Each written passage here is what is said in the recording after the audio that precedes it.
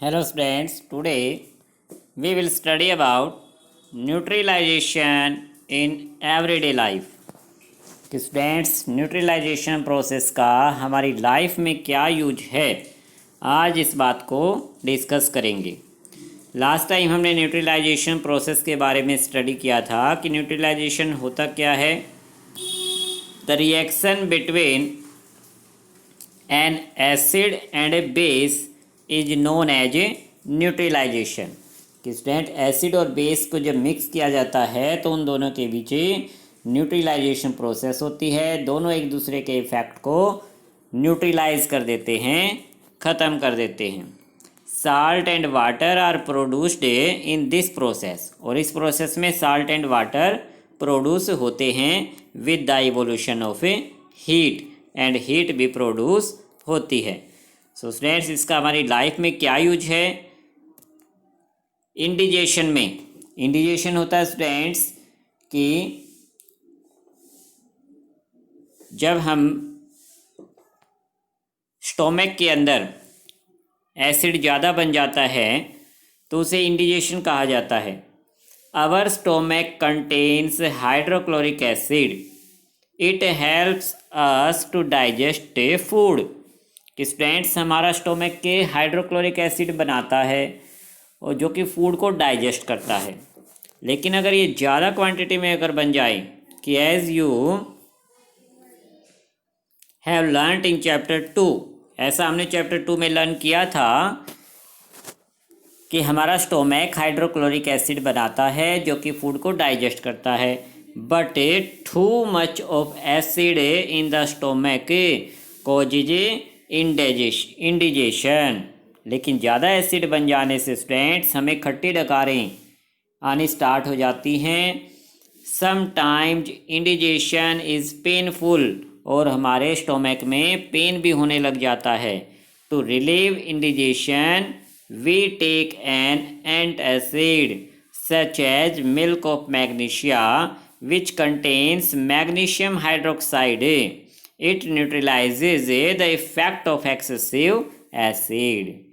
Students, जब हमें indigestion की प्रॉब्लम होती है तब हम एक एंट एसिड यानी उसे एसिड को रिमूव करने का या न्यूट्रलाइज करने के लिए मिल्क ऑफ मैग्नीशिया नाम का सब्सटेंस लेते हैं। कि जो डॉक्टर से हम मेडिसिन लेते हैं उनमें मिल्क ऑफ मैग्नीशिया होता है, और वो क्या करता है कि उसमें मैग्नीशियम हाइड्रोक्साइड है जो कि एक बेस है, और वो न्यूट्रलाइज कर देता है एसिड के इफ़ेक्ट को। तो इससे हमारा पेन ठीक हो जाता है। इंडिजेशन जो खट्टी डकारें आने की प्रॉब्लम है वो दूर हो जाती हैं। Second use students, ant bite. कि कोई मधुमक्खी जब बाइट करती है, when an ant bites it injects the acid liquid, formic acid को वो हमारी स्किन में क्या करती है, इनटू द स्किन ट्रांसफ़र कर देती है। The effect of the acid can be neutralised bye rubbing most baking soda. कि बेकिंग सोडा को अगर हम तुरंत रब कर लेते हैं तो वो न्यूट्रलाइज कर देता है इस इफ़ेक्ट को। फॉर्मिक एसिड का जो इफ़ेक्ट था, इससे हमारी स्किन पे सोजन नहीं आएगी, क्योंकि बेकिंग सोडा में क्या है, सोडियम हाइड्रोजन कार्बोनेट जो कि एक बेस है, और कैलेमाइन सॉल्यूशन या फिर कैलेमाइन सॉल्यूशन को रब किया जा सकता है विच कंटेन जिंक कार्बोनेट जो कि एक बेस है। सो स्टूडेंट्स, अंट बाइट के द्वारा स्किन में छोड़े गए एसिड को न्यूट्रलाइज करने के लिए ऐसा किया जाता है। Next students, soil treatment. Excessive use of chemical fertilisers makes the soil acidic. अगर हम ज़्यादा केमिकल फर्टिलाइजर का यूज कर रहे हैं तो उससे सोयल क्या हो जाती है, एसिडिक हो जाती है। Plants do not grow well when the soil is either too acidic or too basic.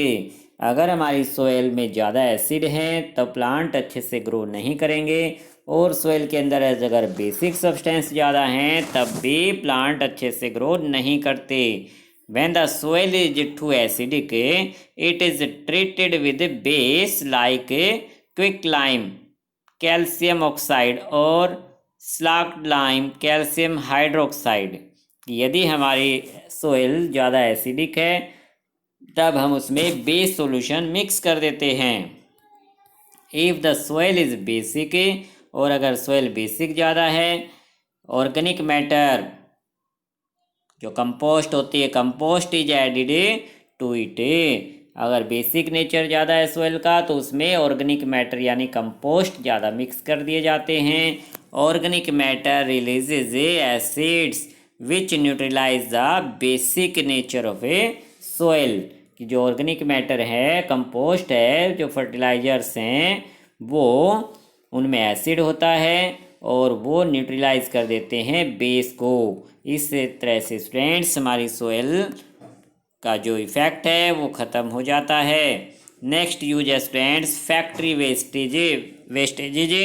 The wastages of many factories contains acid. कि स्टूडेंट्स फैक्ट्रियों से निकलने वाला जो वेस्टेज है उसमें ज़्यादातर एसिड होते हैं।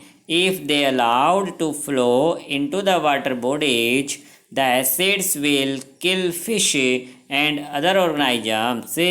यदि उसको बिना ट्रीटमेंट किए वाटर बॉडीज़ में छोड़ते हैं तो क्या होता है स्टूडेंट्स, वाटर में रहने वाले जो ऑर्गेनिजम हैं लाइक फिश, वो क्या हो जाती हैं, मर जाती हैं। The factory wastage are therefore neutralised by adding a basic substances. So students factory wastage को रिमूव करने से पहले हम उसमें कुछ बेसिक सब्सटेंसेज ऐड कर सकते हैं ताकि एसिड का इफ़ेक्ट न्यूट्रलाइज हो जाए। सो स्टूडेंट्स ये थे हमारे न्यूट्रलाइजेशन प्रोसेस के बेनिफिट। कि न्यूट्रलाइजेशन का हमारी एवरीडे लाइफ में यानी डेली लाइफ में यूज है।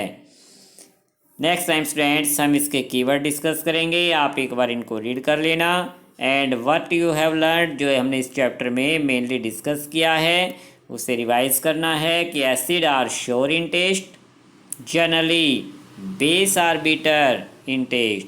कि जनरली वर्ड स्टूडेंट्स यानी कि कुछ इसकी एग्जाम्पशन है, जैसे कॉफ़ी जो है बीटर होती है टेस्ट में लेकिन उसका नेचर बेस से नहीं होता, तो सो कॉफ़ी इज एग्जाम्पशन है। एंड बाकी जनरली स्टूडेंट्स जो बेस है उनका टेस्ट बीटर होता है। एंड सोपी टू टच, और टच करने में वो सोपी टच की फीलिंग होती है। Asset turns blue litmus red. कि एसिड को अगर ब्लू लिटमस पे डालते हैं तो वो रेड हो जाता है। Basis turns red litmus blue, और बेसिस सब्सटेंसेस को रेड पे डालते हैं तब वह ब्लू में टर्न हो जाता है। Substances which are neither acidic nor basic are called neutral. कि ऐसे सब्सटेंसेज जो ना तो एसिड है ना बेसिक है, यानी लिटमस पेपर पर किसी पर भी इफेक्ट नहीं पड़ता, तब वो सब्सटेंसेज न्यूट्रल कहलाते हैं। Solutions of substances that show different colour in acidic, basic and neutral solution are called indicators.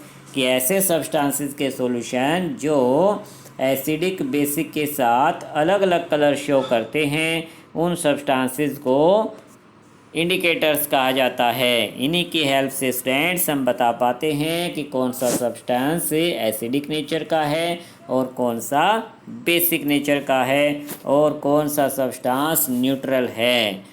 An acid and a base neutralize each other and form a salt. A salt may be acid, basic और neutral in nature। की salt student 3 nature का होता है। कुछ salt acidic होते हैं, कुछ basic and कुछ न्यूट्रल होते हैं। सो स्टूडेंट्स नेक्स्ट टाइम हम इसके कीवर्ड्स करेंगे, उसके बाद एक्सरसाइज डिस्कस करेंगे। आप इस चैप्टर को एक बार अच्छे से रिवाइज कर लेना और इस चैप्टर में से कोई भी एक डायग्राम अपनी फेयर नोटबुक में ड्रा कर लेना। Okay student, thank you.